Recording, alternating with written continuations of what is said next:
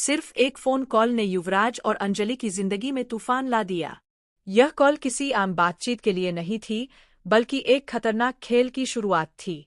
युवराज ने अनजाने में एक बड़ी गलती कर दी और सीधे अंजलि को फोन लगा दिया। फोन पर उसकी आवाज में हल्की अकड़ थी। वह बोला, कैसा लग रहा है? फोन उठाते ही अंजलि अपने गुस्से पर काबू नहीं रख पाई। उसकी आवाज में तकरार और डर दोनों साफ झलक रहे थे।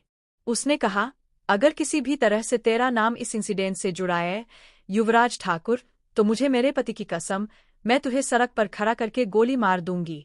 युवराज ने उसके गुस्से को हल्के में लिया और अकड़ के साथ जवाब दिया, तू मेरा कुछ नहीं बिगाड़ पाएगी, अंजलि। लेकिन पद्मा को इस बात पर शक हो गया। उसने सोचा कि युवराज ने ऐसा फोन क्यों किया। क्या वह सच में इस इंसिडेंट का हिस्सा है या फिर यह किसी बड़ी साजिश की शुरुआत है? पद्मा ने तय कर लिया कि वह इस खबर को बाहर लाएगी और युवराज के असली इरादों को सबके सामने उजागर करेगी। इधर राजवंशी परिवार अपने घर में एक खतरनाक साजिश रच रहा था। उनका मकसद सिर्फ अंजलि को बदनाम करना था। उनका प्लान था कि अगर एडवोकेट अंजलि अवस्थी को नाचते, गाते और शराब पीते हुए दिल्ली की बड़ी हस्तियों के सामने दिखा दिया जाए, तो उसकी छवि पूरी तरह खराब हो जाएगी। युवराज ने अनजान बनते हुए पूछा, लेकिन यह सब होगा कैसे? उदय और प्रताप ने बड़ी मासूमियत से जवाब दिया, वैसे ही जैसे आज हुआ। आरती ने अंजलि बनकर उसे क्रिमिनल साबित कर दिया। तभी पद्मा युवराज के घर पहुंच जाती है और चिल्लाकर कहती है, कहाँ है मेरी दीदी? मुझे सब पता है। इस सब के पीछे तेरा और तेरे बाप का हाथ है। गुस्से में युवराज धमकी देता है, ढंग से बात कर, वरना यही गाड़ दूंगा।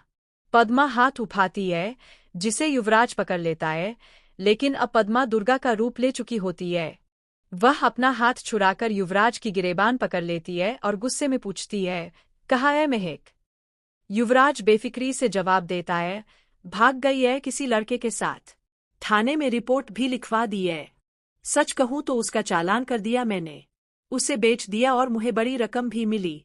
यह सुनकर पद्मा सन्न रह जाती है। वह तुरंत यह बात अंजलि को बताती है। अंजलि पूरी तरह शॉक हो जाती है और कहती है, क्या महक का चालान कर दिया? उधर काव्या महक से कहती है कि उसे सब पता चल चुका है और इसी वजह से वह यहाँ है। उसका चालान हो चुका है। अब सबसे बड़ा सवाल यह था कि एडवोकेट अंजलि महक को उन गुंडों से कैसे बचाएगी। क्या अंजलि यह जान पाएगी कि महक को फंसाने के पीछे आरती का ही हाथ है? अंजलि सबसे पहले महक की सुरक्षा को प्राथमिकता देती है। वह तुरंत एक प्लान बनाती है और महक को अपने घर ले जाकर वहां छुपाने का फैसला करती है। इस दौरान अंजलि युवराज, उदय और प्रताप के बीच चल रही साजिश को समझने लगती है। उसे एहसास होता है कि यह सिर्फ एक इंसिडेंट नहीं, बल्कि एक पूरा नेटवर्क है, जिसमें परिवार के कुछ लोग भी शामिल हैं। अंजलि अपनी एक टीम बनाती है, जिसमें पद्मा, महक और कुछ भरोसेमंद दोस्त शामिल होते हैं। सब मिलकर यह योजना बनाते हैं कि राजवंशी परिवार की साजिश को सबके सामने कैसे लाया जाए।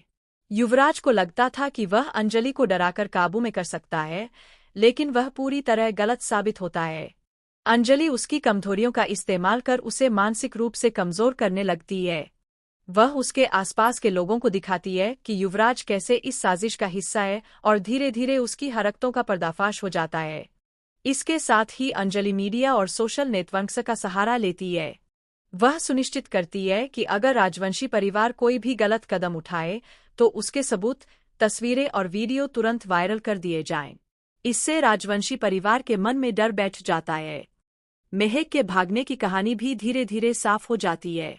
अंजलि को पता चलता है कि यह सब आरती की चाल थी। आरती ने ही महक और अंजलि को फंसाने की पूरी साजिश रची थी।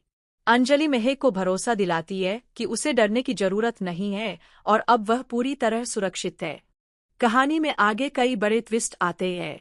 युवराज को अपनी गलती का एहसास होता है और वह अंजलि से माफी मांगने की कोशिश करता है, लेकिन अंजलि साफ कह देती है कि सिर्फ माफी काफी नहीं होती, उसे अपनी हरकतों का खामियाजा भुगतना ही होगा।